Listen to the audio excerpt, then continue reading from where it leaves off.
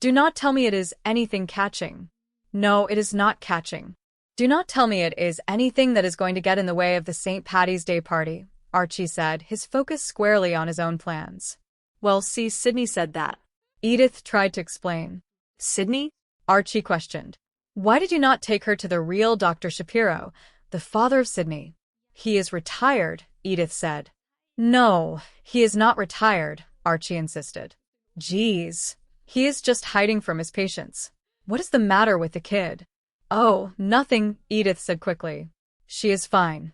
She just had to have a booster shot. I was telling Sydney about the party. Oh, the party? Archie exclaimed, his eyes lighting up. I wish Kelsey could see the party. It is going to be better than any St. Patty's Day party that he ever threw. But then, Kelsey did not have you see, and I have got you doing it all. Archie, could we get a caterer to do the cooking? Edith asked tentatively. Gee, that is after me bragging to everybody that you are the best cabbage cook in the world, Archie said, his ego bruised by the suggestion. Not a chance. I need you to do it, darling. This is an awful lot of work, Sydney said. Edith recalled the words of the doctor. Ah. I know why you are packing all the work, Archie said, jumping to a conclusion. Of course, you have seen that Gloria Steinem woman on the Marion Dripvin show the other night. She was saying women ought to stay out of the kitchen. No, I did not see that, Edith said. Oh, yeah, you were in here doing the dishes, Archie remembered. Well, I saw it, and I remember it. But I am sorry I brought it up, because I want you to forget it. Now, Edith, I had better take a nap for about an hour before I go to work, see? Call me, will you? Have another lunch on the table. The hours passed in a blur of steam and the heavy scent of boiling cabbage. Edith moved through the kitchen like a ghost, her face pale and her leg throbbing with a relentless, stabbing pain. Every step was a battle of will over physical agony, but she pushed through, driven by her love for Archie and her desire to make him happy. She was the anchor of the household, the one who kept everything moving, even when her own strength was failing. Edith? Hey, Edith, you better get yourself ready, Archie called out later. Harold will be coming along in a minute to pick us up, you know. Edith? Edith? He walked into the kitchen, his nose wrinkling. Oh, wow, what a magnificent sight it is. Oh, there is only one thing. I could wish cabbage could smell a little bit nicer, you know. I mean, for a beautiful fruit, it should not smell like a train pipe.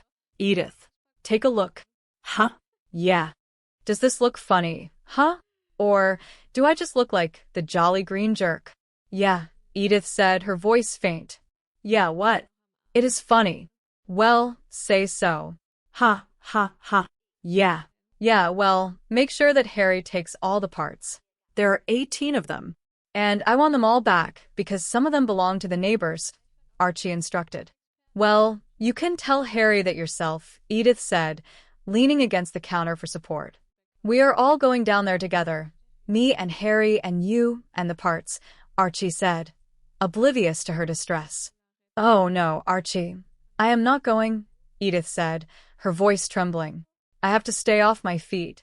Off your feet, Edith? Archie asked, finally looking at her. No, you have to get up on your feet, darling, and get yourself dressed. Come on, we are going to be late for the party. Oh, come on. Edith, Edith. We have to get down to the party. The party just started. I want to. Edith, come on, will you? The work is all done. All you have to do now is serve the fools. I am tired, Edith whispered, the pain finally overwhelming her. Oh, come on. You will feel a lot better once you get down there, sweetheart, Archie insisted, his own excitement blinding him to her condition. Get yourself dressed, huh? He began to sing again, a boisterous Irish tune. Oh, my name is McNamara. I am the leader of the band. Oh, if you remember me, the finest in the land. And we play at wakes and weddings and at every fancy ball. And when we play at funerals, we played a march from song. Archie, Archie, Edith cried out, her voice sharp with desperation. What? What? Edith, what are you doing here, huh? What is wrong? Call Dr. Shapiro, she managed to say. What is the matter, sweetheart? Call him. He knows all about it. Yeah, well, all right, Archie said, finally feeling a prickle of genuine alarm. But what will I tell him he owes you? Tell him I cannot walk, Edith said, her voice breaking. The reality of the situation crashed down on Archie like a tidal wave. The party, the cabbage, the bragging. It all seemed suddenly hollow and meaningless in the face of the suffering of Edith. He called the doctor, his voice shaking as he spoke. He tried to reach out to others, but the world seemed to be closing in on him. Harry, I cannot do it, Archie said into the phone. Call up the kid, bring him in to help. What do you mean he will not work St. Patrick's Day? The Puerto Ricans do not give a cockroach about St. Patrick? Well, I cannot help that. You better try.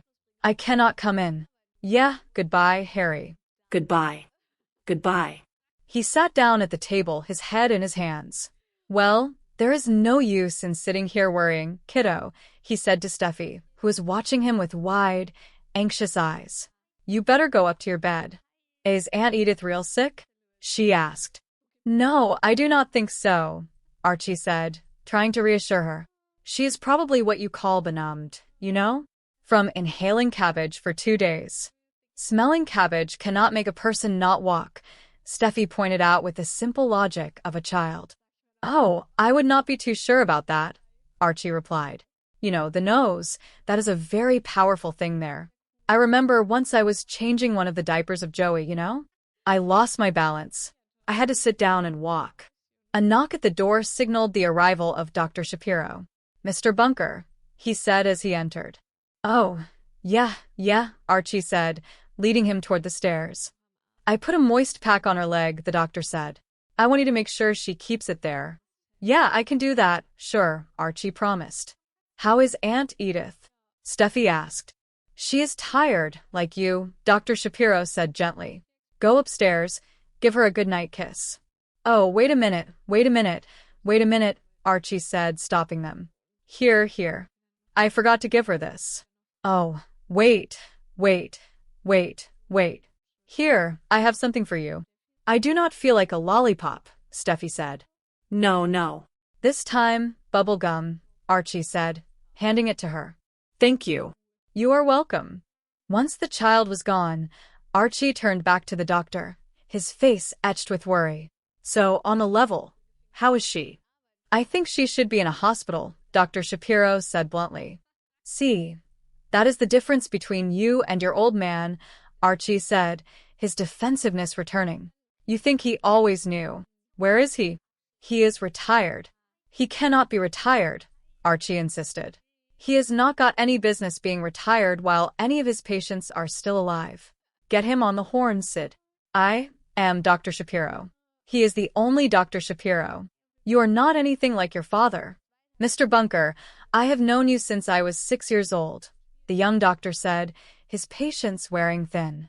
Oh, yeah, I know, and I did not like you then, Archie retorted. And I do not like you now. What about Edith? Dr. Shapiro asked, ignoring the insult. Her I like. I mean, is she going to be all right? Archie asked, the fear in his voice finally breaking through. Oh, now you are concerned, the doctor said, his tone accusing. After you practically killed her. What? What did I do? Archie asked, genuinely confused. What did you do? What did I do? What did you do?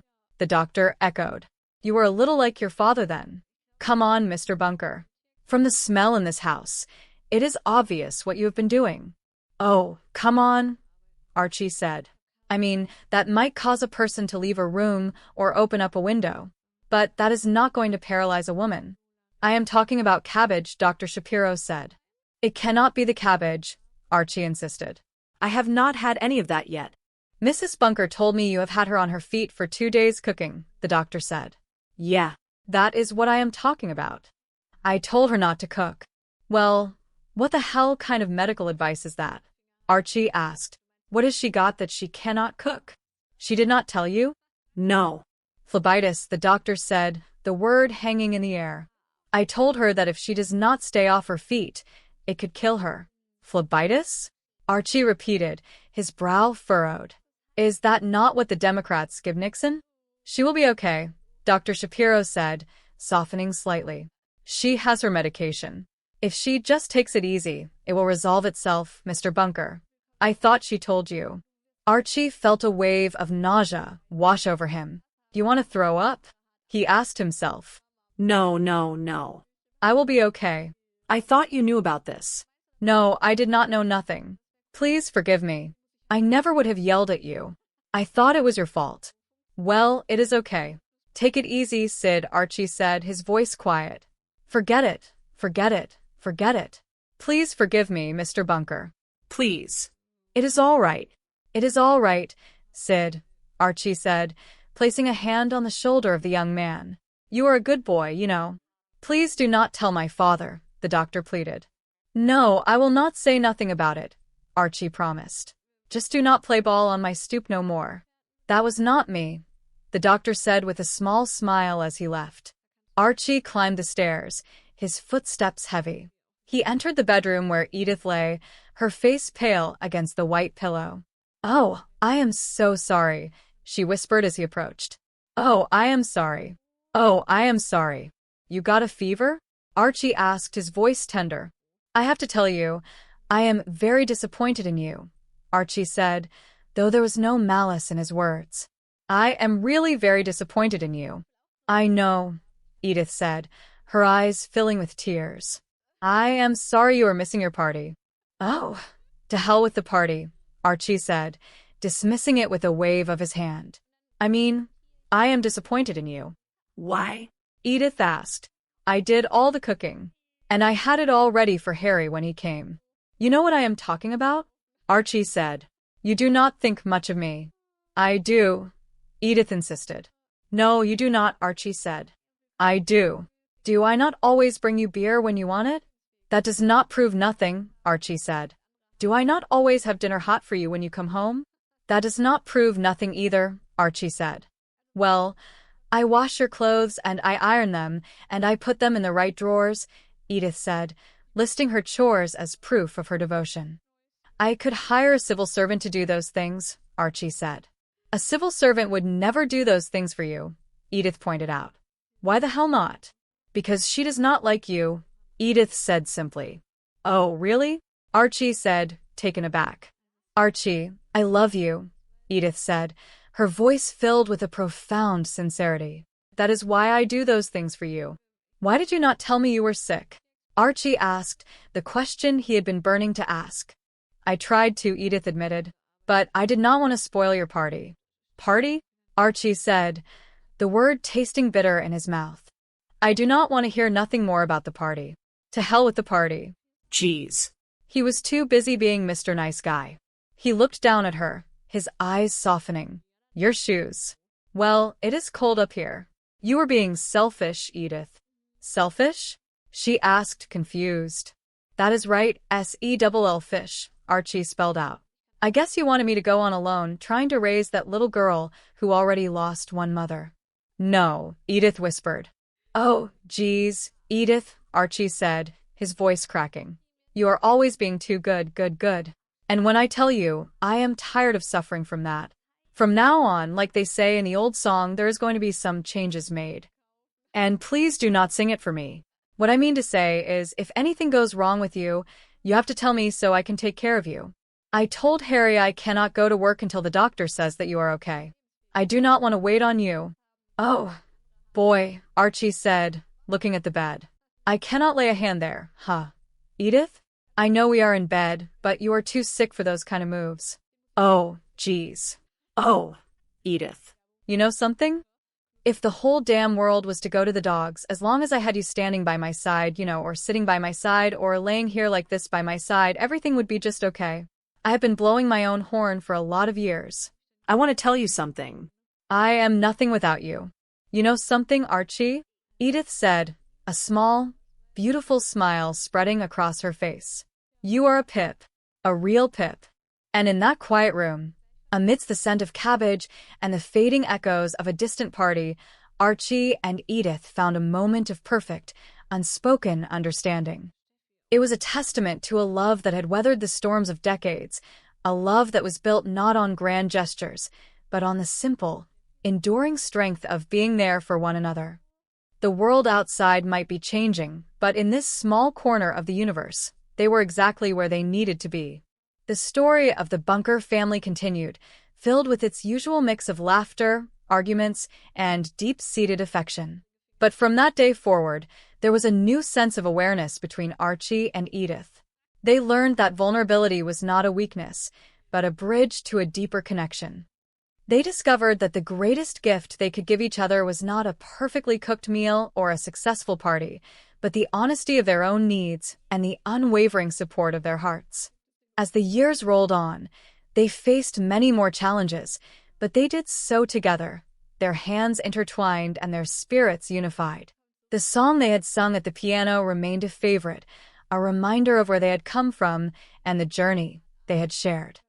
And while the days of Glenn Miller and Herbert Hoover were long gone, the love between Archie and Edith Bunker remained as vibrant and essential as ever, a timeless melody that resonated through the halls of their home and the hearts of all who knew them. The neighborhood changed, the people came and went, and the world grew ever more complex. But the little house on Hauser Street remained a sanctuary, a place where the values of family, loyalty, and love were cherished above all else.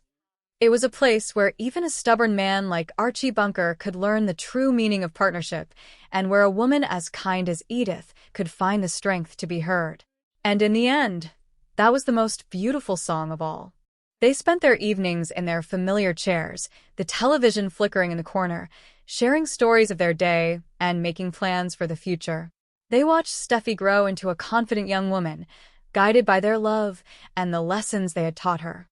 They celebrated birthdays, anniversaries, and the simple joys of everyday life, knowing that every moment spent together was a precious gift. Archie eventually retired from his job, finding new ways to keep himself busy and, of course, to express his opinions on the state of the world. Edith continued to be the heart of the home, her laughter a constant presence that warmed even the coldest of days. They were a team, a duo that had stood the test of time, proving that even the most different of people could find common ground in the language of the heart. The legacy of Archie and Edith Bunker lived on, a story of an ordinary couple who found extraordinary love in the simple act of living. It was a story that reminded everyone that no matter how much the world changed, the things that truly mattered, kindness, compassion, and the bond of family, remained constant. And as they looked back on their lives, they did so with a sense of peace and fulfillment, knowing that they had lived a life that was rich in meaning and full of love. The final notes of their song seemed to linger in the air, a soft and sweet reminder of the beauty that can be found in the most unexpected of places. It was a song of hope, a song of resilience, and above all, a song of love. And as the sun set over the neighborhood, casting a warm glow over the little house on Hauser Street, Archie and Edith Bunker sat together, content in the knowledge that they were exactly where they were meant to be. Surrounded by the love that had defined their lives and the memories that would always be a part of them. Their journey was a testament to the power of the human spirit to overcome adversity and to find joy in the simplest of things. It was a story that would be told for generations to come, a reminder that love is the greatest force in the universe and that, in the end, it is the only thing that truly matters. And as they faded into the quiet of the evening, Archie and Edith Bunker remained a symbol of hope and a beacon of love for all who had the privilege of knowing their story. The house remained, a silent witness to the years of laughter and tears, of struggles and triumphs. It was a place where the walls were infused with the spirit of the Bunkers, a spirit that was defined by their unwavering commitment to each other and their belief in the power of family. And though they were gone, their legacy continued to inspire and uplift, a reminder that the most ordinary of lives can be extraordinary when filled with love. The story of Archie and Edith was more than just a television show. It was a reflection of the human experience, a mirror that showed us our own strengths and weaknesses, our own hopes and fears. It was a story that challenged us to be better, to love more deeply, and to cherish the moments we have with the people who matter most. And as we look back on their journey, we are reminded that, like Archie and Edith, We all have the capacity to create a life that is full of meaning, purpose, and love. The end of their story was just the beginning of a new chapter, as their influence continued to be felt in the lives of those they had touched. Their story was a gift, a reminder that even in the most challenging of times, love can find a way. And as we carry their memory with us, we are inspired to live our own lives with the same courage, humor, and heart that Archie and Edith Bunker brought to the world. In the end, it was not the parties or the cooking or the songs that defined them, but the simple, enduring love they shared. It was a love that was as deep as the ocean and as vast as the sky, a love that would never fade or grow dim. And as the stars began to twinkle in the night sky, Archie and Edith Bunker were finally at rest, their spirits soaring together in a world where love was the only language and where every day was a celebration of the heart. The neighborhood was quiet now, the streets empty, and the houses dark. But in the little house on Hauser Street, the light of their love continued to shine, a warm and inviting glow that would never go out. It was a beacon of hope for all who sought it, a reminder that even in the darkest of nights, love is the light that leads us home. And as we say goodbye to Archie and Edith, we do so with a sense of gratitude for the joy they brought to our lives and the lessons they taught us about the true meaning of love. Their story was a masterpiece of the human heart, a tapestry woven with threads of laughter, tears, and unwavering devotion. It was a story that would forever be etched in the annals of history, a reminder of the beauty and power of the human spirit. And as we close the book on their journey, we are left with a sense of peace and a renewed belief in the power of love to change the world. The final image of Archie and Edith was one of peace and contentment as they sat together in their favorite chairs, their hands intertwined and their hearts at rest. It was an image that would stay with us forever, a reminder of the beauty of a life well lived and a love well shared. And as we walk away from their story, we do so with a sense of hope and a commitment to live our own lives with the same love, grace, and humor that Archie and Edith Bunker brought to the world. Their legacy is a gift to us all, a reminder that the most important things in life are not the things we possess, but the people we love and the memories we create with them. It is a story that will continue to inspire and uplift, a timeless reminder of the power of the human heart to find joy and meaning in even the most ordinary of lives. And as we carry their spirit with us, we are reminded that we all have the capacity to make a difference in the world, simply by loving one another. The memory of Archie and Edith Bunker will always be a part of our lives, a cherished part of our history and our culture. Their story is a reminder that even the most flawed of individuals can be capable of great love and profound transformation. And as we reflect on their journey, we are reminded that the greatest adventure of all is the journey of the heart, a journey that leads us to the discovery of our own true selves and the power of love to heal and to whole. And so, we say goodbye to Archie and Edith, but their story lives on in our hearts and in our minds. Their love is a light that will never go out, a constant source of inspiration and hope for all who seek it. And as we move forward in our own lives, we do so with the knowledge that we are never truly alone, as long as we carry the memory of Archie and Edith Bunker with us. Their story is our story, a story of the human heart in all its beauty, its complexity, and its enduring power to love. The silence of the night was broken only by the soft rustle of the wind through the trees, a gentle lullaby that seemed to echo the peace of Archie and Edith. They were gone, but their spirit remained, a warm and loving presence that would always be a part of the house on Hauser Street. And as the world continued to turn, the legacy of their love would continue to grow, a testament to the power of the human spirit to find meaning and purpose in the simplest of things. Their journey was a celebration of life, a reminder that every moment is a gift and that every person has a story worth telling. It was a story that challenged us to see the humanity in everyone, even those we might disagree with, and to find the common ground that unites us all.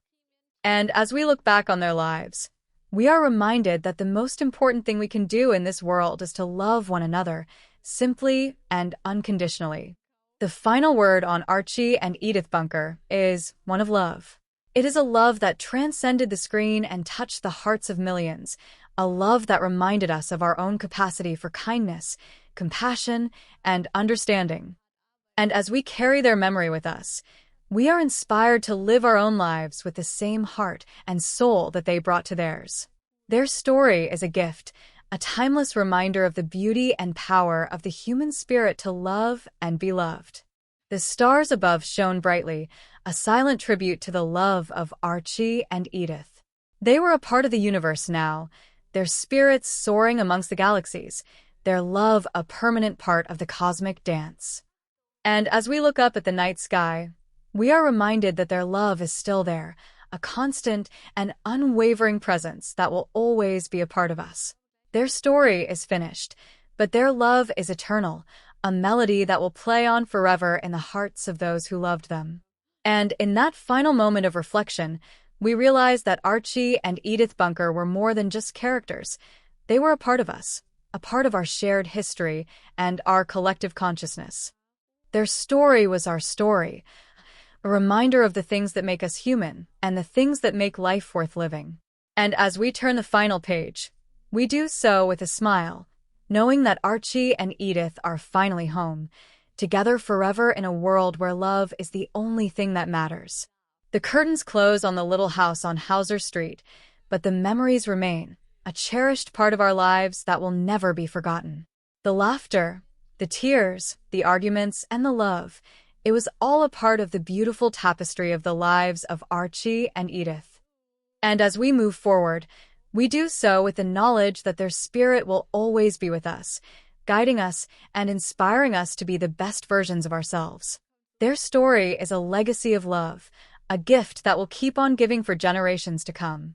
The end of the road for Archie and Edith was not an end at all, but a new beginning, as their influence continued to be felt in the hearts of all who knew them.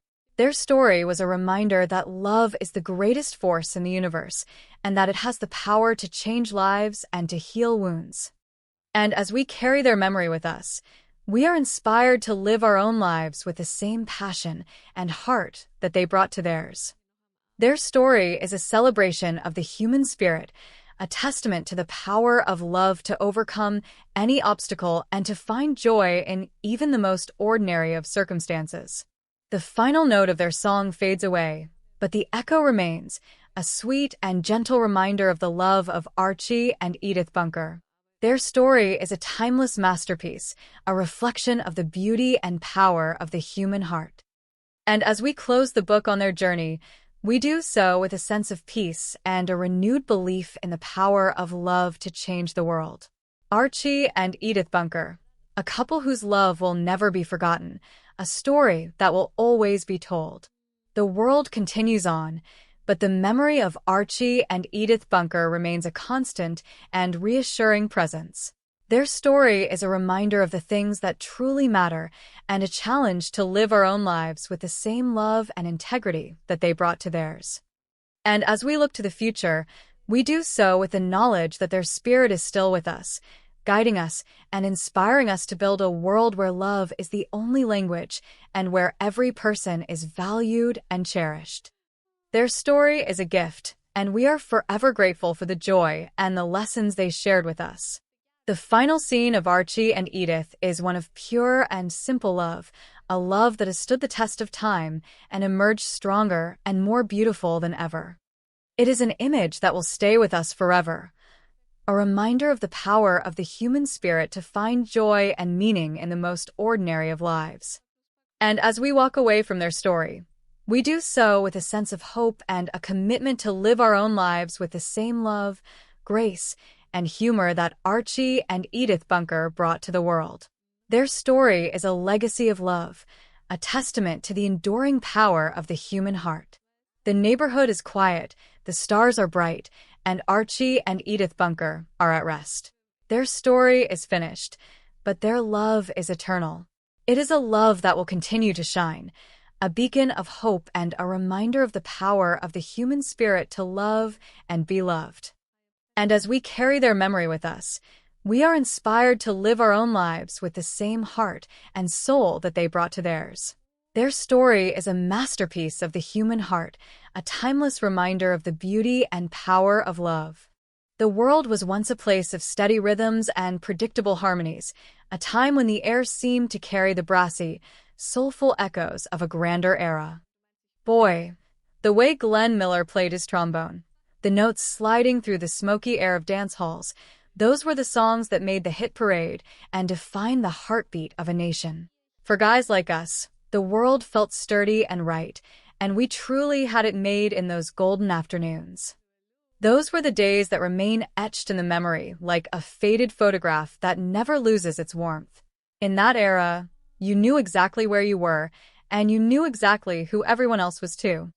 Girls were girls in their floral dresses and gentle manners, and men were men who stood tall and spoke their minds.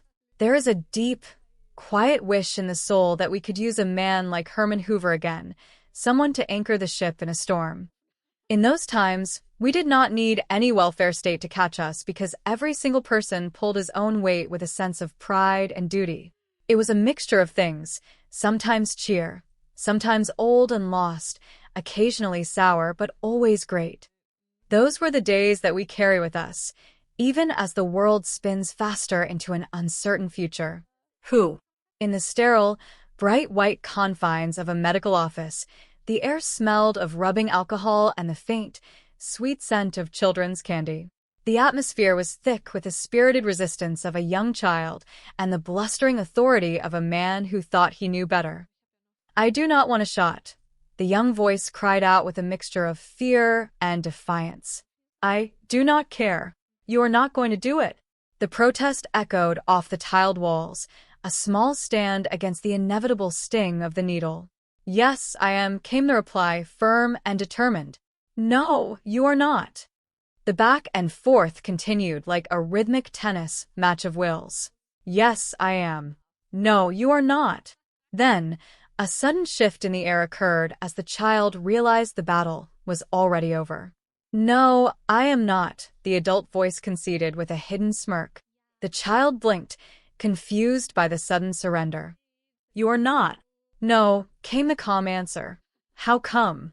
"Because I already did it," the man said, revealing the truth of the swift medical maneuver. The child paused, feeling the spot on her arm where the tiny prick had occurred. "It did not hurt," she admitted, her voice small and surprised. "I did not know it was supposed to hurt." A mischievous glint appeared in the eyes of the man. "Oh, in that case, I had better do it again," he teased.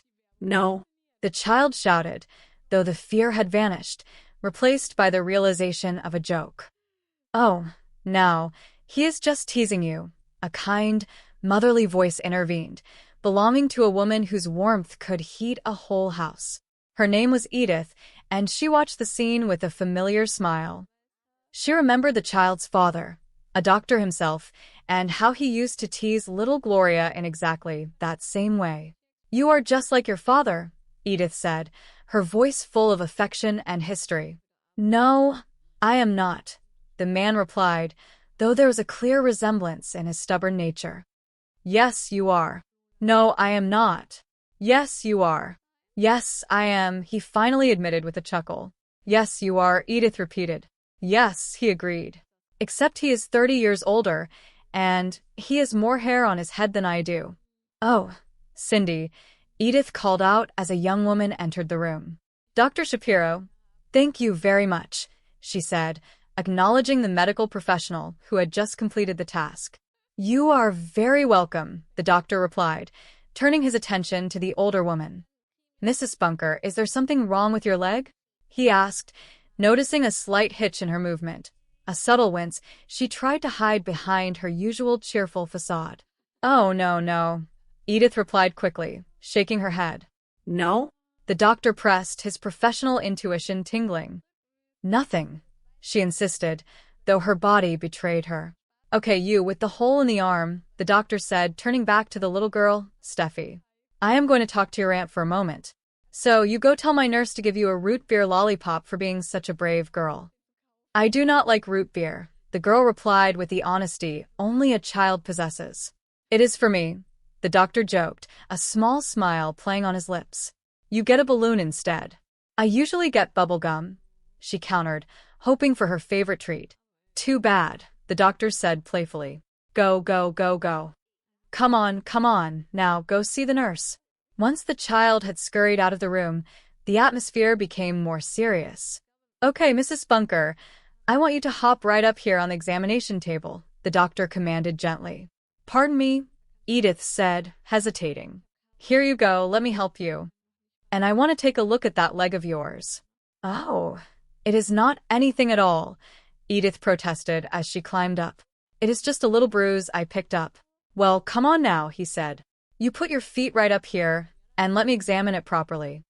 I guess I bumped it against the bottom drawer when I was putting Archie's socks away, she explained, her mind always on the needs of her husband. He always leaves his drawers open, no matter how many times I tell him. Oh, Cindy. Oh, ow. She cried out as the doctor touched a specific spot on her calf. Why does it hurt so much? She asked, her eyes wide with sudden concern. Because I do not think it is an ordinary bruise, Mrs. Bunker, the doctor said, his expression darkening with medical concern. It could be phlebitis. Edith looked at him, the words sounding foreign and frightening. What is that? She asked. It is a blood clot, he explained, and it can travel through your system. Where? She asked, her voice trembling slightly. Well, it could travel to your lungs. That is a long trip, Edith remarked, trying to find a bit of humor in the frightening news. And it could be serious, very serious indeed, but we are not going to let that happen to you, Mrs. Bunker. Oh, ow. She winced again as he moved her leg. Well, with the right medication, with warm packs, and by staying off your feet entirely, we can manage this. Oh, I cannot stay off my feet until after St. Patrick's Day, Edith exclaimed, her mind jumping to the responsibilities waiting for her at home. Why? The doctor asked, puzzled. Are you marching in the big parade? Oh, no, I am not Irish, she clarified. But the bar is because it is Kelsey Bar. And Kelsey used to own it, and Kelsey is Irish through and through. So Archie is giving the St. Patrick's Day party there, and he wants it to be the best party that there ever was.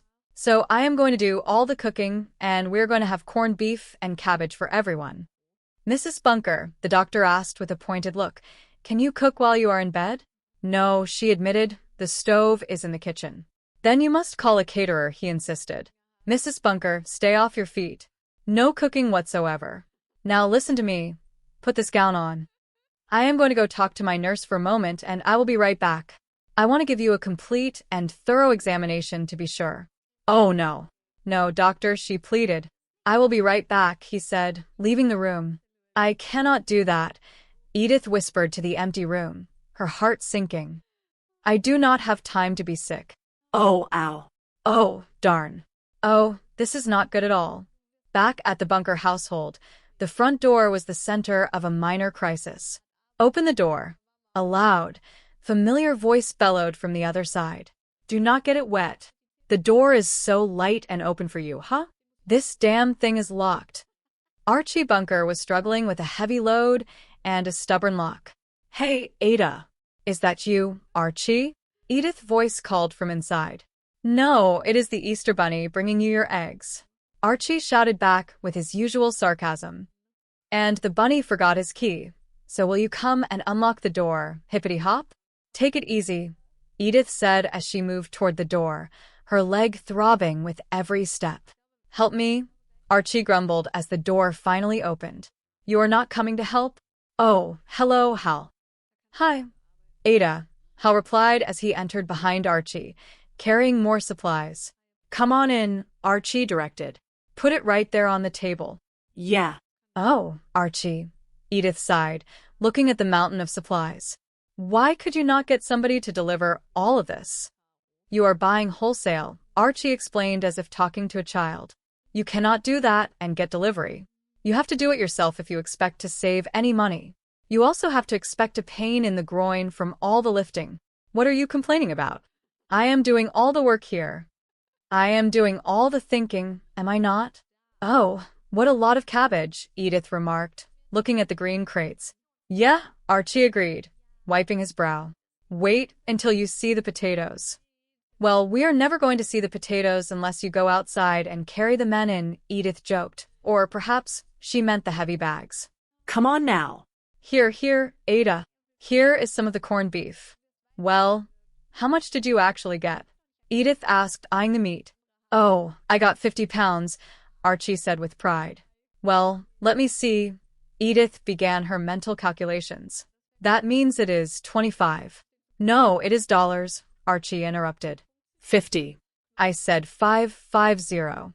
Yeah, it starts out to be 550, but it ends up being 255, Edith noted. Why is that? Archie asked, confused by her math. Because when you borrow or rather boil corned beef, it shrivels up. It is like when you boil a plum. It turns into a prune. And the corned beef, after you boil it, it is still corned beef, but it does not get fat like a prune. It gets skinny. So, 55 pounds equals 25 pounds. Do you get it?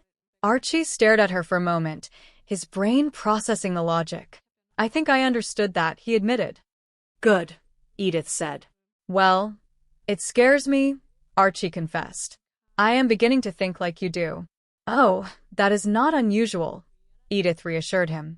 I read in the Reader Digest that lots of couples, after they have lived together for a long time, even start to look like each other. What? Archie barked, horrified by the thought. Potatoes. Potatoes. Potatoes.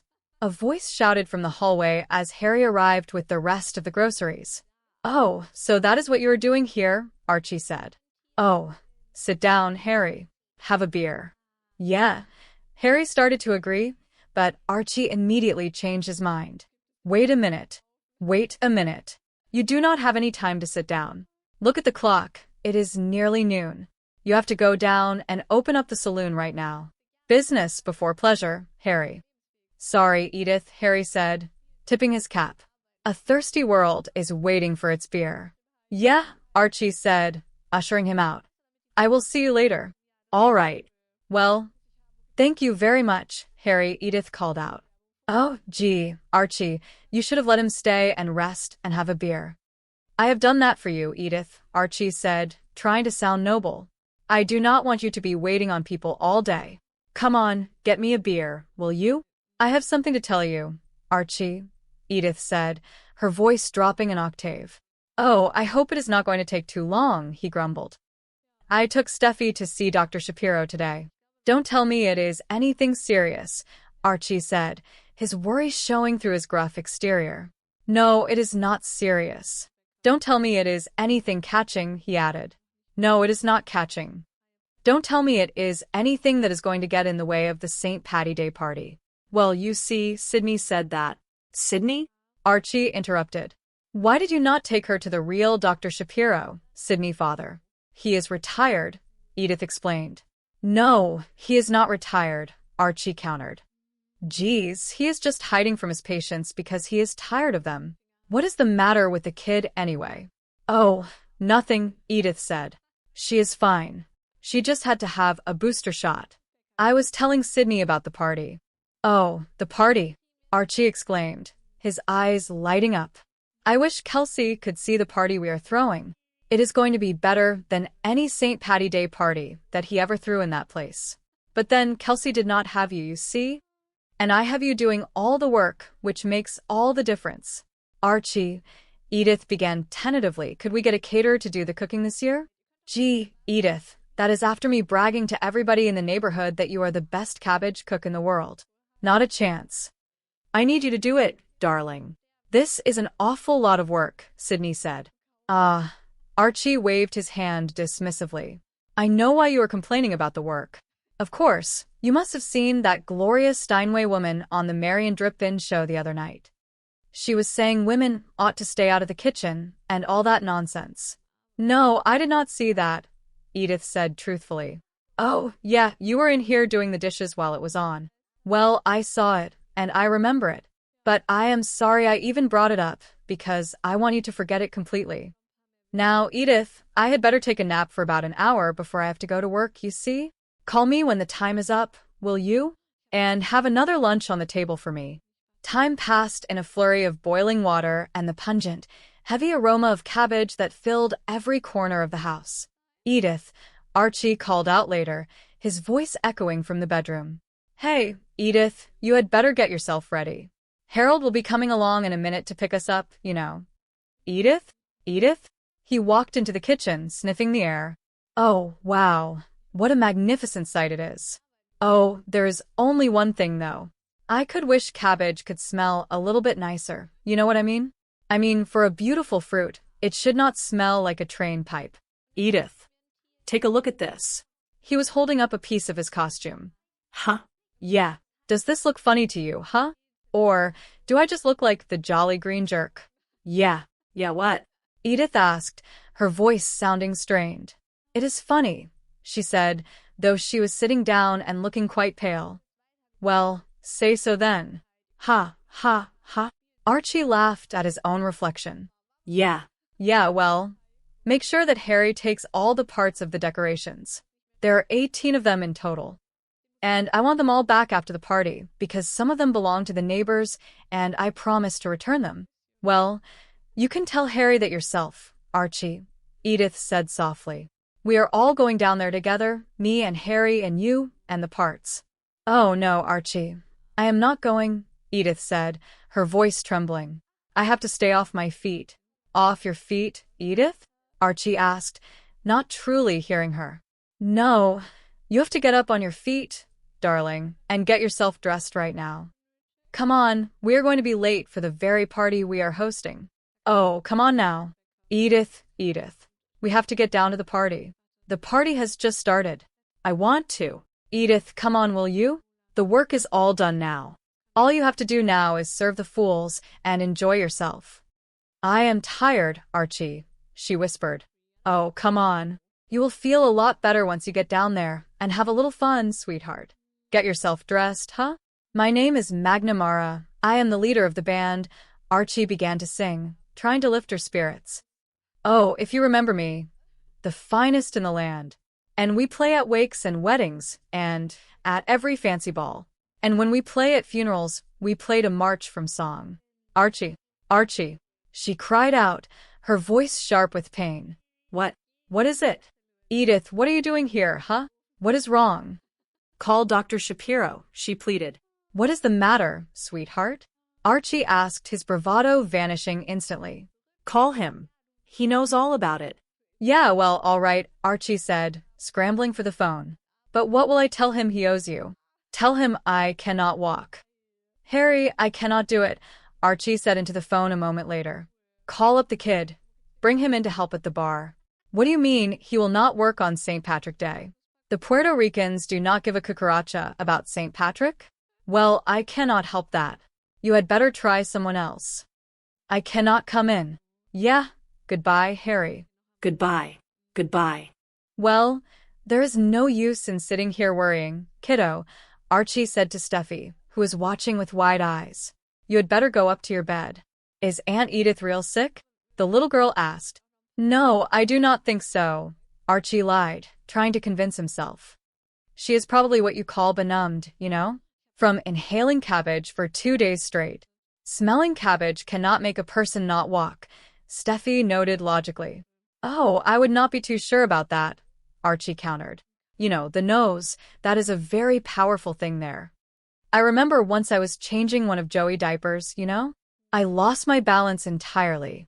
I had to sit down and walk on my hands. Just then, the younger Dr. Shapiro arrived. Mr. Bunker, he said. Oh, yeah, Archie replied. I put a moist pack on her leg, just like you said, the doctor continued. I want you to make sure she keeps it there. Yeah, I can do that, sure, Archie said. How is Aunt Edith? Steffi asked again. She is tired, just like you, the doctor told her. Go upstairs and give her a goodnight kiss. Oh, wait a minute, Archie interrupted. Here. I forgot to give her this. Oh, wait. Here, I have something for you too, the doctor said to Steffi.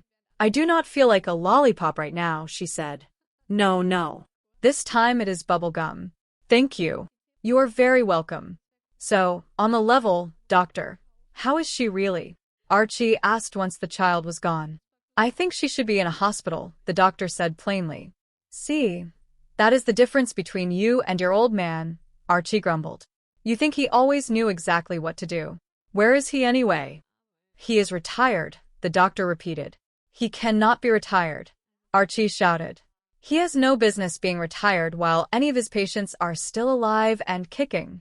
Get him on the horn, Sid. I am Dr. Shapiro, the young man said firmly. He is the only Dr. Shapiro, Archie insisted. You are not anything like your father. Mr. Bunker, I have known you since I was 6 years old, Sidney said, his patience wearing thin. Oh, yeah, I know, and I did not like you then. And I do not like you now. What about Edith? Her, I like. I mean, is she going to be all right? Oh, now you are concerned, the doctor noted. After you practically killed her. What? What did I do? Archie asked, genuinely shocked. What did I do? What did you do? You were a little like your father just then, the doctor remarked sarcastically. Come on, Mr. Bunker. From the smell in this house, it is obvious what you have been doing. Oh, come on, Archie scoffed. I mean, that smell might cause a person to leave a room or open up a window. But that is not going to paralyze a woman. I am talking about the cabbage. It cannot be the cabbage, Archie said. I have not had any of that yet. Mrs. Bunker told me you have had her on her feet for 2 days straight cooking all of this. Yeah, Archie admitted. That is what I am talking about. I told her not to cook, the doctor said. Well, what the hell kind of medical advice is that? Archie asked. What has she got that makes it so she cannot cook? She did not tell you? No. Archie shouted. Phlebitis, the doctor said. I told her that if she does not stay off her feet, it could kill her. Phlebitis? Archie whispered, the gravity of the word finally hitting him. Is that not what the Democrats give Nixon? She will be okay, the doctor reassured him. She has her medication. If she just takes it easy from now on, it will resolve itself, Mr. Bunker. I thought she told you about the diagnosis. You want to throw up? Archie asked, feeling a wave of nausea. No, no, no. I will be okay. I thought you knew about this already. No, I did not know anything, Archie said, his voice breaking. Please forgive me. I never would have yelled at her. I thought it was her fault for being stubborn. Well, it is okay, the doctor said, softening. Take it easy, Sid, Archie said, using the name for the first time without malice. Forget it, forget it, forget it. Please forgive me, Mr. Bunker, the doctor said. Please. It is all right, Archie said. It is all right, Sid. You are a good boy, you know that. Please do not tell my father about this, the doctor asked. No, I will not say anything about it, Archie promised. Just do not play ball on my stoop anymore. That was not me, the doctor smiled. Oh, I am so sorry, Archie whispered to himself. Oh, I am sorry. Oh, I am sorry. Archie walked slowly into the bedroom where Edith was resting. Do you have a fever?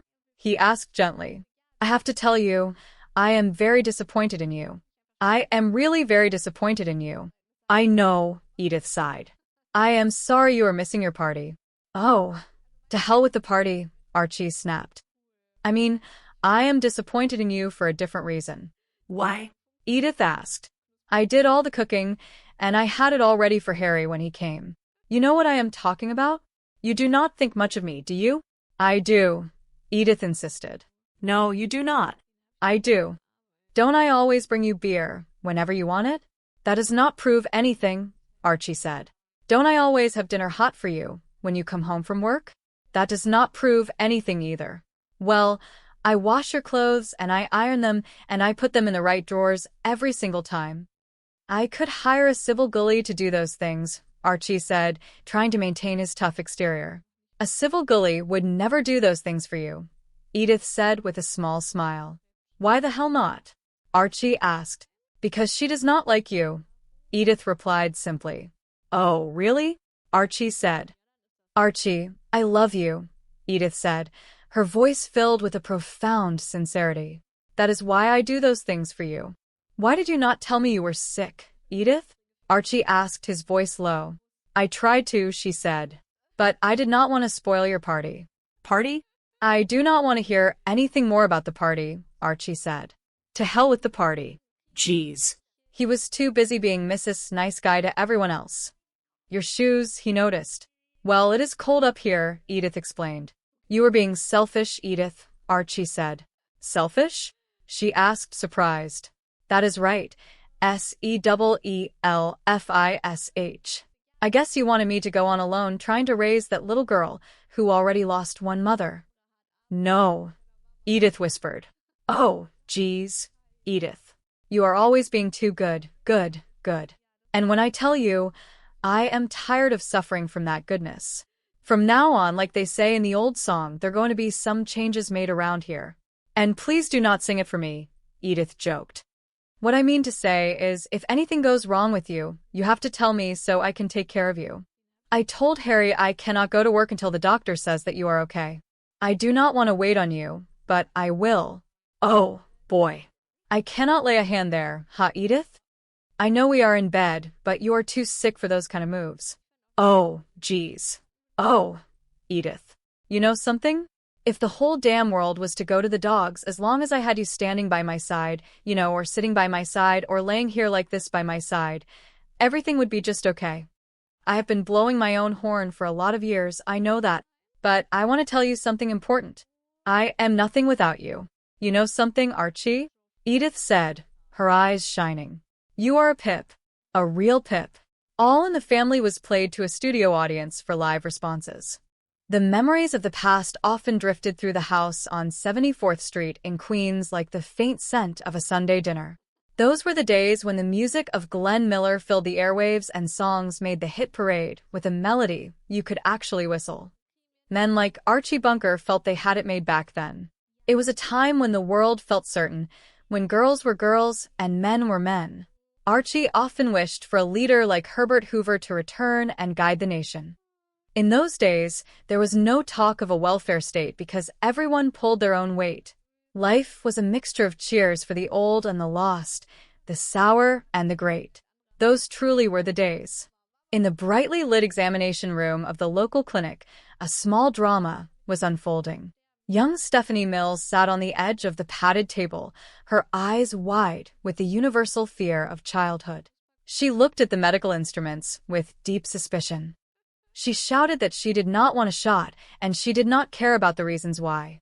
She told the adults that they were not going to do it. Dr. Sidney Shapiro, the son of the neighborhood's longtime physician, tried to maintain his professional composure. He told her that yes, he was going to administer the shot. Stephanie argued back that no, he was not. They went back and forth until Stephanie suddenly stopped and declared that she was not going to get the shot. When the doctor asked why, she revealed with a small smirk that she had already received it and it did not even hurt. She admitted she did not know it was supposed to hurt. Mrs. Edith Bunker watched the exchange with a gentle smile. She told the doctor that he was just teasing the girl. She remembered that his father, the senior Dr. Shapiro, used to tease Gloria in the exact same way when she was a child. Edith told Sidney that he was just like his father. Sidney disagreed, pointing out that he was 30 years younger and possessed a great deal more hair than his father did. The nurse, Cindy, entered the room and the doctor thanked her. He then turned his attention to Edith. He noticed a slight limp in her stride and asked if there was something wrong with her leg. Edith tried to dismiss the concern, saying it was nothing at all. Sidney was not convinced. He turned back to Stephanie, who was the one with the small hole in her arm from the needle. He told Stephanie to go talk to his nurse and ask for a root beer lollipop. Stephanie frowned and said she did not like root beer. The doctor laughed and said the lollipop was for him and that Stephanie would get a balloon instead. Stephanie mentioned that she usually received bubble gum, but the doctor playfully told her it was too bad and sent her on her way.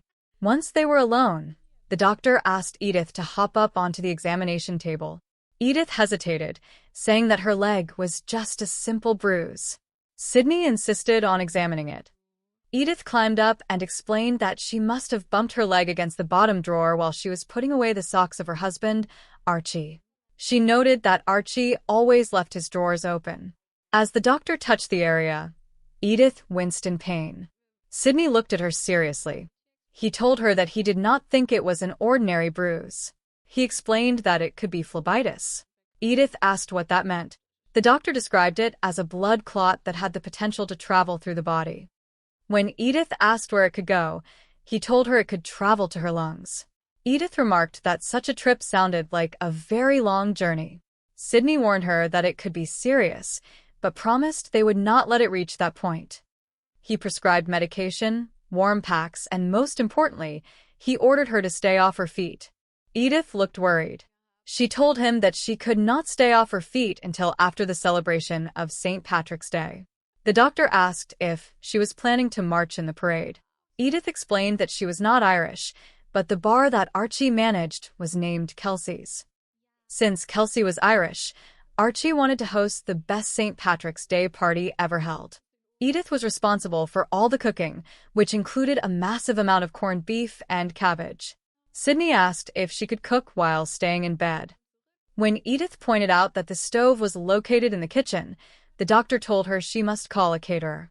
He commanded her to stay off her feet and do no cooking. He asked her to put on a medical gown for a complete examination. Edith protested that she did not have the time to be sick, but the doctor insisted he would be right back. Back at the Bunker household, the front door was the center of a loud commotion. Archie Bunker was outside, struggling with heavy packages. He shouted for someone to open the door and complained that the door was locked. He called out for Edith, but when she did not answer immediately, he joked that it was the Easter Bunny bringing eggs and that the bunny had forgotten his key. He asked her to unlock the door in a hippity-hop fashion. His friend Harry arrived to help, and they moved the heavy bags to the table. Archie grumbled about the effort. Harry asked why Archie could not have someone deliver the supplies. Archie explained that because he was buying wholesale to save money, he had to do the labor himself. He remarked that saving money often came with a pain in the groin. Harry noted the massive amount of cabbage they had brought in. Archie told him to wait until he saw the potatoes. He realized they would never see the potatoes unless they went back out to carry them in. Archie showed Harry the corned beef he had purchased. He had bought 50 pounds of it. Harry calculated the cost, but Archie corrected him, saying it was $50. He explained a strange theory of kitchen mathematics. Archie claimed that 50 pounds of raw corned beef would shrink down to 25 pounds once it was boiled. He compared it to a plum turning into a prune, except that corned beef stayed corned beef, only skinnier. Harry said he thought he understood the logic, which frightened him because he was beginning to think like Archie. Archie mentioned he had read in a magazine that couples who live together for a long time eventually start to look and think like each other. Harry sat down and hoped for a beer, but Archie told him there was no time to rest. It was nearly noon, and the bar needed to be opened. Archie told him that business must come before pleasure. Edith thanked Harry as he left. She suggested to Archie that he should have let Harry stay and rest. Archie claimed he had sent Harry away so that Edith would not have to wait on people. He then immediately asked Edith to get him a beer. Edith told Archie she had something to tell him. She explained that she had taken Stephanie to see Dr. Shapiro. Archie was worried it was something serious or catching that might interfere with the St. Patrick's Day party. When Edith mentioned Sydney, Archie complained that she should have taken the girl to the real Dr. Shapiro, Sydney's father. Edith explained that the elder doctor was retired, but Archie insisted he was just hiding from his patients. Edith assured him the girl was fine and just needed a booster shot. Edith tried to mention what Sydney had said about the party, but Archie was too excited. He spoke about how the party would be better than anything Kelsey had ever done. He praised Edith as the best cabbage cook in the world. Edith asked if they could hire a caterer to do the cooking. Archie refused, saying he had already bragged to everyone about her skills. He told her he needed her to do it. He dismissed any ideas about women staying out of the kitchen, even though Edith mentioned she had not seen the television show he was talking about. Archie decided to take a nap before work and asked Edith to call him when another lunch was ready. As the day of the party arrived, the house was filled with the overwhelming scent of boiling cabbage. Archie walked through the room, admiring the sight of the food. He joked that while cabbage was a beautiful fruit, it should not smell like a train pipe. He was dressed in a bright green outfit for the holiday. He asked Edith if he looked funny, or if he looked like a jolly green jerk. Edith gave a small laugh and said it was funny. Archie told Edith to make sure Harry took all 18 parts of the decorations to the bar. He said they were all going down to the party together. Edith quietly told him that she was not going. She said she had to stay off her feet. Archie tried to encourage her, telling her she just needed to get dressed and that the work was already done. He said all she had to do was serve the food. Edith told him she was tired. Archie insisted she would feel better once she was at the party. He began to sing a song about being a leader of a band, trying to lift the mood. Suddenly, Edith's condition worsened. She called out to Archie. He asked what was wrong. She told him to call Dr. Shapiro immediately. Archie was confused and asked what he should tell the doctor. Edith simply said she could not walk. Archie realized the gravity of the situation. He called the bar and told Harry he could not come in. He argued with Harry over the phone about finding help, but eventually hung up. Archie sat with Stephanie, who was worried about her aunt. Archie told the girl that Edith was probably just exhausted from the smell of cabbage. Stephanie did not believe that smelling cabbage could stop a person from walking. Archie tried to make a joke about how powerful the nose can be, but his heart was not in it. Dr. Sidney Shapiro arrived and treated Edith upstairs. When he came down, he told Archie he had put a moist pack on her leg and instructed Archie to make sure she kept it there. Stephanie asked how her aunt was doing, and the doctor told her she was tired. He sent the girl upstairs to give Edith a kiss. He gave Stephanie some bubblegum, which made her happy. When they were alone, Sidney told Archie that he thought Edith should be in a hospital. Archie complained that Sidney was nothing like his father, who never would have her tired. Sidney confronted Archie, telling him he had known him since he was a child and had never liked him. He told Archie that he was the one who had practically killed Edith by making her work. Archie was shocked. He asked what he had done. Sidney pointed out that the entire house smelled of cabbage, and it was obvious Edith had been on her feet for 2 days. Archie claimed he did not know she was sick. Sidney revealed that Edith had phlebitis and that he had warned her that staying on her feet could kill her. Archie was stunned to learn that the condition was the same one associated with famous politicians. He felt a deep wave of guilt. He apologized to the doctor, saying he never would have yelled at Edith if he had known. Sidney accepted the apology and asked Archie not to tell his father about the argument. Archie went upstairs to the bedroom. He looked at Edith and told her he was disappointed in her. Edith apologized for missing the party. Archie clarified that he was not upset about the party, but about the fact that she did not think much of him.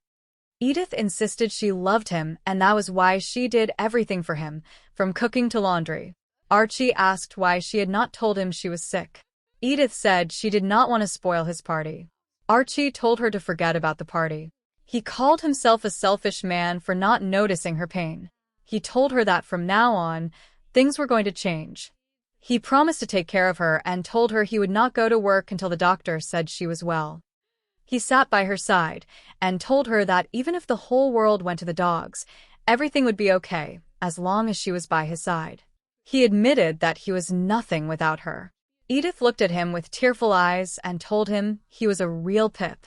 Gemini đã nói. The melody drifted through the modest living room on 74th Street in Queens, a place where the wallpaper held the faint scent of many years of cigars and home-cooked meals. Archie Bunker sat beside his wife, Edith, at the upright piano that had seen better days. Their voices rose in a familiar harmony, a tribute to a past they remembered with a golden hue of nostalgia. They sang about the way Glenn Miller played and the songs that made the hit parade. To Archie, guys like them had it made back then. Those were the days when a person knew exactly where they stood. Girls were girls, and men were men. He often wished that the country could use a man like Herbert Hoover again. In those times, as Archie remembered them, there was no need for a welfare state because everybody pulled their own weight. It was a time that felt old, lost, sour, and great. As the final note rang out, they shared a moment of shared history, a brief respite before the chaos of the present reclaimed them. In the sterile, bright office of Dr. Sidney Shapiro, a different kind of music was playing. It was the sound of a young boy protesting with all his might. The boy shouted that he did not want a shot and that he did not care what anyone said. He told the person across from him that they were not going to do it. The other voice, firm and steady, insisted that yes, they were. The argument went back and forth, a repetitive cycle of no, you are not, and yes, I am. Finally, the boy conceded, or perhaps he realized the deed was already done. He admitted that he was not going to get a shot because it had already happened. To his surprise, it did not even hurt. He remarked that he did not know it was supposed to hurt. Young Sidney Shapiro, the son of the neighborhood longtime physician, looked at the boy with a teasing glint in his eye. He suggested that perhaps they should do it again just to be sure.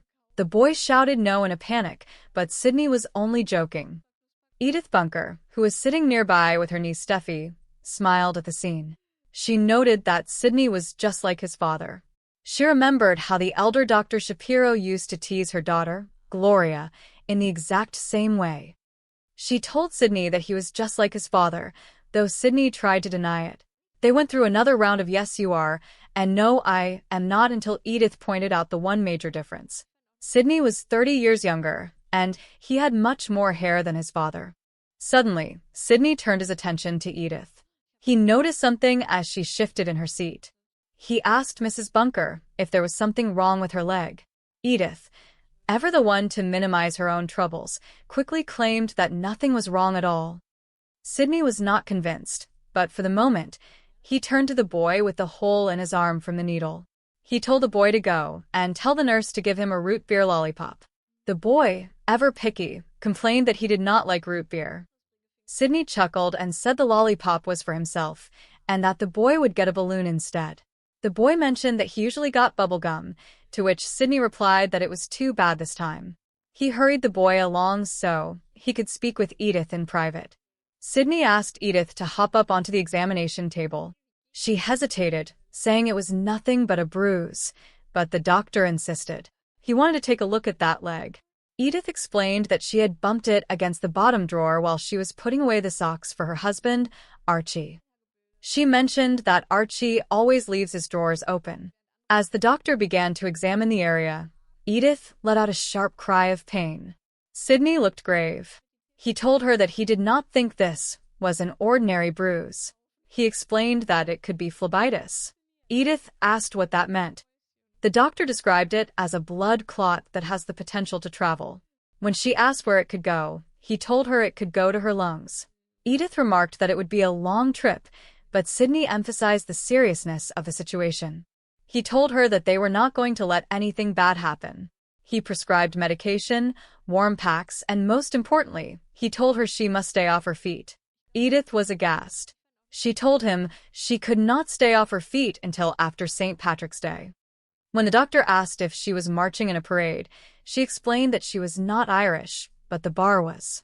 The bar was Kelsey's, and since Kelsey used to own it, and Kelsey was Irish, Archie was determined to give the best St. Patrick's Day party ever. She was the one who was supposed to do all the cooking, specifically the corned beef and cabbage. Sidney asked her plainly if she could cook in bed. When she said the stove was in the kitchen, his advice was simple. He told her to call a caterer. He commanded her to stay off her feet and do no cooking. He left the room to speak with his nurse, telling Edith he wanted to perform a complete examination. Edith, feeling the weight of her responsibilities, whispered to herself that she did not have time to be sick. Back at the bunker house, the front door was the site of a struggle. Archie was outside, frustrated and loud. He banged on the door, shouting for someone to open it. He grumbled about the door being locked. When Edith answered, he jokingly asked if she was Ada and claimed he was the Easter Bunny bringing eggs but had forgotten his key. He told her to come and unlock the door hippity-hop. Harry, the current bartender at the saloon, followed Archie inside. They were carrying heavy loads. Archie told Harry to put the items on the table. He was complaining about the cost and the effort. He wondered why Harry could not get someone to deliver the goods. Archie explained that when you buy wholesale, you have to do the work yourself to save money, even if it causes a pain in the groin. Archie took credit for all the thinking and the planning. He showed Edith a massive amount of cabbage. Harry pointed out that they had yet to bring in the potatoes. Archie told Harry that they would never see the potatoes unless he went back outside to help carry them. He then showed Edith the corned beef he had purchased. He had bought 50 pounds of it. Edith tried to do the math. She thought that 50 pounds would stay 50 pounds, but Archie corrected her with his own unique logic. He explained that when you boil corned beef, it shrivels up. He compared it to a plum turning into a prune, except he called it a plum turning into a plum. He said that after boiling, 55 pounds becomes 25 pounds. He explained that it gets skinny instead of fat. Edith said she thought she understood, which worried Archie. He joked that he had read in a magazine that couples who live together for a long time start to think and look like each other. Harry came back in with the potatoes, looking exhausted. Archie told him to sit down and have a beer, but then immediately changed his mind. He looked at the clock and realized it was nearly noon. He told Harry there was no time to sit because they had to go and open the saloon. He told Harry that business comes before pleasure and that a thirsty world was waiting. After Harry left, Edith thanked him, but Archie told her he had only sent Harry away because he did not want Edith to have to wait on anyone. He then immediately asked her to get him a beer. Edith told Archie she had something to tell him. She mentioned that she had taken Steffi to see Dr. Shapiro. Archie was worried it was something serious or catching that might interfere with the party. Edith tried to explain what Sydney had said, but Archie interrupted. He complained about Sydney, asking why she did not take the girl to the real Dr. Shapiro, Sydney's father. Edith explained that the elder doctor was retired, but Archie claimed he was just hiding from his patients. He went back to talking about the party, wishing Kelsey could see it. He bragged that it would be better than any party Kelsey ever threw, because Archie had Edith to do all the work. Edith tentatively asked if they could hire a caterer for the cooking. Archie was insulted. He told her he had been bragging to everyone that she was the best cabbage cook in the world. He said there was not a chance of hiring help because he needed her to do it. He accused her of listening to some woman on a television show who said women should stay out of the kitchen. Edith denied seeing the show, and Archie told her to forget about it. He told her he was going to take a nap for about an hour and asked her to call him when another lunch was on the table. As the day of the party arrived, the house was filled with the pungent, overwhelming aroma of boiling cabbage. Archie came downstairs, dressed in a ridiculous green outfit that made him look like a caricature of a leprechaun. He called out for Edith, admiring the sight of the preparation but complaining about the smell of the cabbage. He remarked that for a beautiful vegetable, it should not smell like a drain pipe. He asked Edith how he looked, wondering if he looked funny or like a jolly green jerk.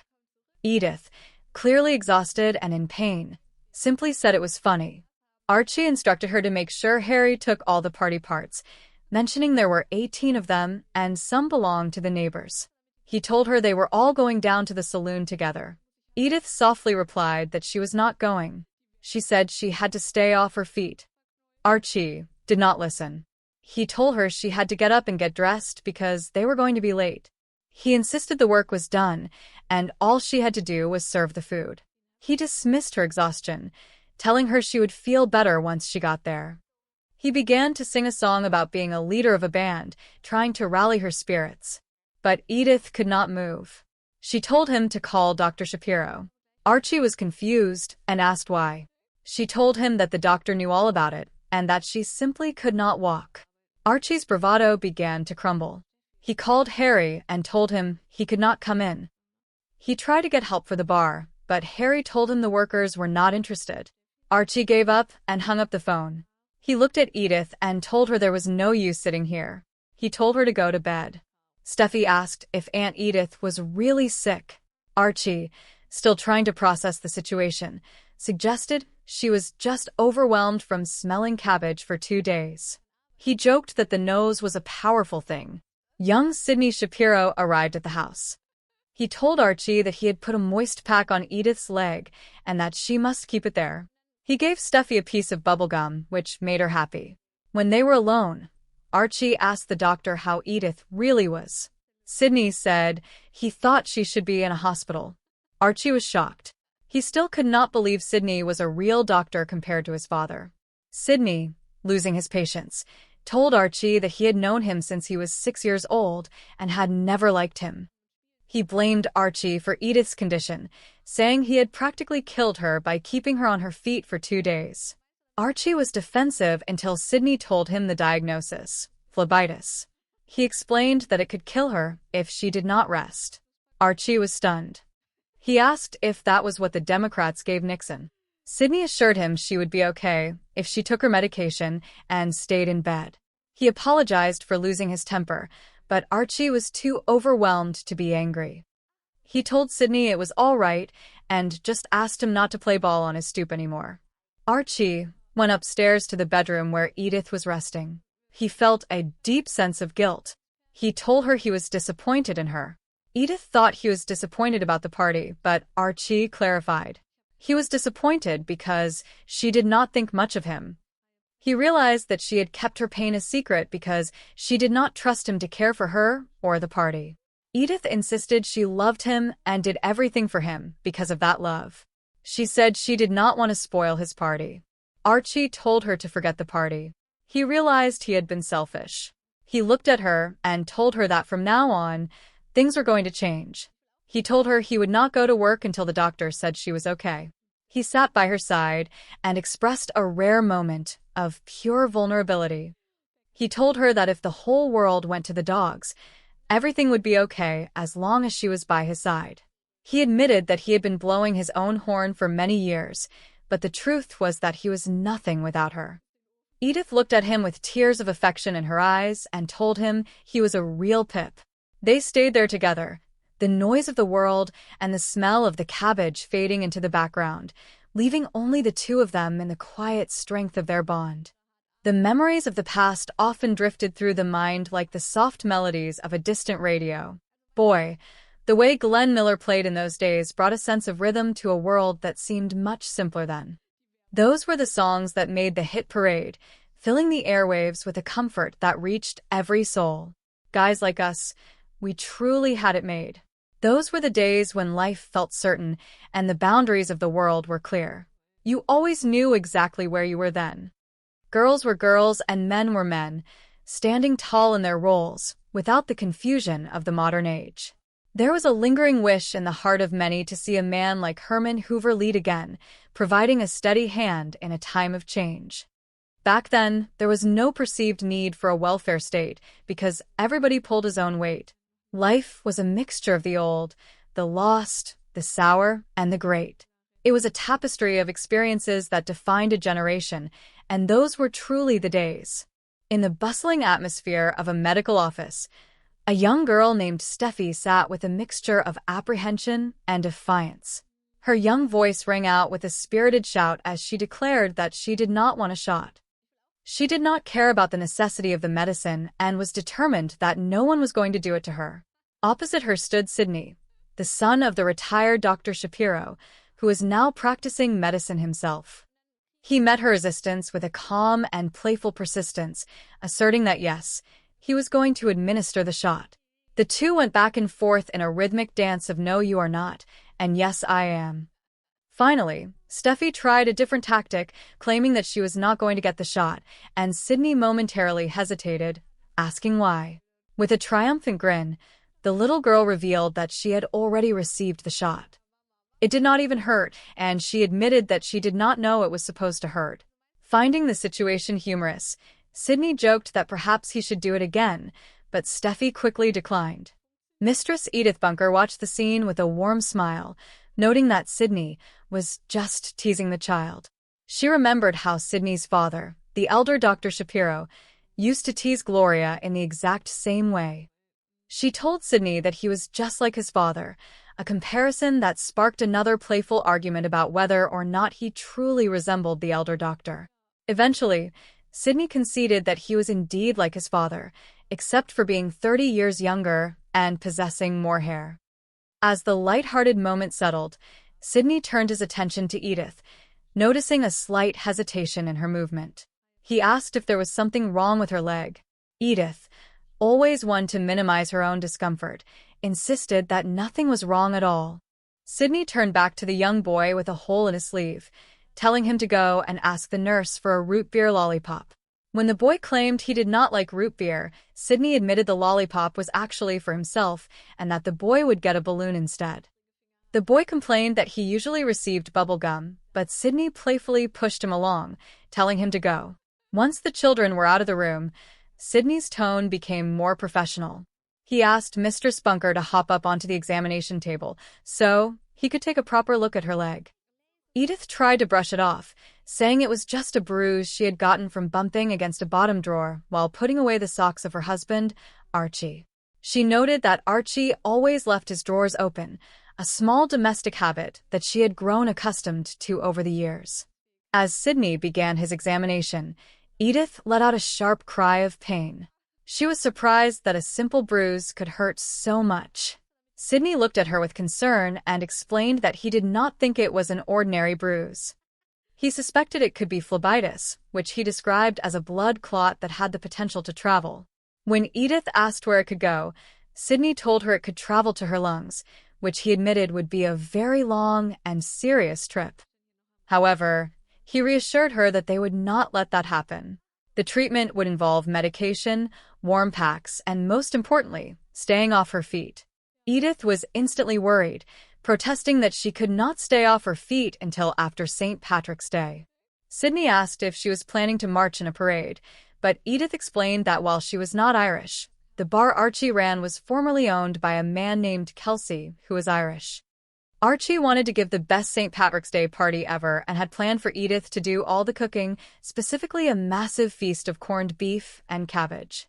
Sydney asked if she could cook in bed, and when she replied that the stove was in the kitchen, he gave her a firm medical order.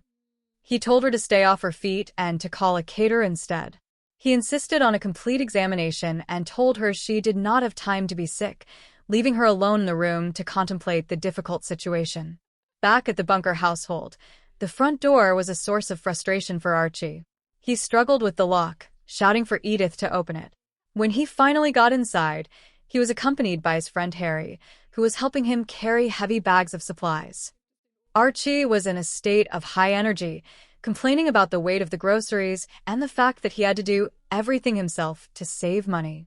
He pointed out the vast amount of cabbage they had acquired and told Harry to wait until he saw the potatoes. Harry, exhausted from the labor, suggested that they would never see the potatoes unless Archie went outside to help carry them in. Archie began to sort through the corned beef, noting that he had purchased 50 pounds of it. When Harry questioned the amount, Archie explained his unique mathematical logic. He claimed that 50 pounds of raw corned beef would eventually shrink down to 25 pounds once it was boiled. He compared it to a plum turning into a prune, although he corrected himself by saying that corned beef does not get fat like a prune but stays skinny. Harry admitted that he was beginning to understand Archie's way of thinking, a realization that Archie found quite natural. He mentioned reading in the Reader's Digest that couples who live together for a long time eventually start to look and think like each other. Harry was ready to sit down and have a beer, but Archie reminded him that it was nearly noon and he needed to go and open the saloon. Business, Archie declared, must always come before pleasure. After Harry left, Edith entered the room, and Archie told her he did not want her waiting on people. He asked her for a beer, and Edith used the moment to try and tell him about her visit to the doctor. She explained that she had taken Steffi to see Dr. Shapiro. Archie was initially worried it was something serious or catching, but Edith reassured him that Steffi was fine and only needed a booster shot. When Edith mentioned that she had spoken to Sydney about the upcoming party, Archie became excited. He spoke of how the party would be better than any Kelsey had ever thrown, mainly because he had Edith to do all the work. It was then that Edith tentatively asked if they could hire a caterer to do the cooking. Archie was shocked, reminding her that he had been bragging to everyone that she was the best cabbage cook in the world. He insisted that he needed her to do it. He even brought up a television show he had seen where a woman argued that women should stay out of the kitchen, dismissing the idea entirely. He told Edith to call him when lunch was on the table and went to take a nap. As the day of the party arrived, the house was filled with the pungent scent of cooking cabbage. Archie appeared, dressed in a festive and somewhat ridiculous green outfit. He asked Edith if he looked funny, or like a jolly green jerk. Edith, struggling with her increasing pain, simply agreed that he looked funny. Archie told her to make sure Harry took all the 18 parts of the decorations and equipment down to the saloon. He expected Edith to get dressed and join them, but Edith finally spoke up, saying she was not going. She told him she had to stay off her feet. Archie was confused and impatient, telling her she needed to get up and get dressed because they were going to be late. He insisted that all the work was done, and all she had to do now was serve the food. Edith, looking pale and exhausted, simply said she was tired. Archie tried to encourage her, saying she would feel better once they got to the party. He began to sing a lively song about being the leader of the band, trying to lift the mood, but he was interrupted by Edith's desperate call for him to contact Dr. Shapiro. Seeing the look of genuine distress on his wife's face, Archie's bravado vanished. He asked what was wrong, and Edith told him that she could not walk. The reality of the situation began to sink in. Archie realized he could not go to the party. He called Harry and tried to find someone else to help, but no one was available. He sat with Steffi, who asked if Aunt Edith was really sick. Archie tried to downplay it, suggesting she was just overwhelmed by the smell of cabbage, but Steffi was not convinced. When Sydney Shapiro arrived at the house, he checked on Edith and told Archie that she needed to keep a moist pack on her leg. He informed Archie that Edith should probably be in a hospital. This sparked a moment of tension between the two men. Archie questioned why Sydney's father was retired and why Sydney was the one treating her. Sydney, who had known Archie since he was a young boy, did not hold back. He told Archie that he was concerned about Edith, especially after Archie had practically killed her by making her stay on her feet for 2 days to cook. Sydney explained the severity of phlebitis and told Archie that he had warned Edith not to cook. Archie was stunned, claiming he had no idea she was sick. He felt a deep sense of guilt, realizing that his own demands had put his wife's life in danger. He apologized to Sydney, and the young doctor, seeing Archie's genuine remorse, accepted the apology. Sydney asked Archie not to tell his father about the incident, and Archie agreed, though he added a small joke about Sydney not playing ball on his porch anymore. Archie went upstairs to see Edith, who was resting in bed. He told her he was disappointed in her, not because she missed the party, but because she had hidden her illness from him. He realized that she had done everything out of love for him, even at the cost of her own health. He looked at her and admitted that he was nothing without her. He told her that as long as she was by his side, everything would be okay. Edith, touched by his rare display of vulnerability, looked at him with affection and called him a real pip. The house, once filled with the smell of cabbage and the stress of the party, was now silent, save for the quiet understanding between a husband and wife who had realized, once again, the true value of their bond. The story of the Bunker family was a reflection of a specific time and place where laughter and struggle went hand in hand. It was a reminder that even in the midst of stubbornness and loud voices, there was a foundation of deep, abiding care that held people together through the years. And as the echoes of the St. Patrick's Day music faded, the strength of their connection remained the most important melody of all.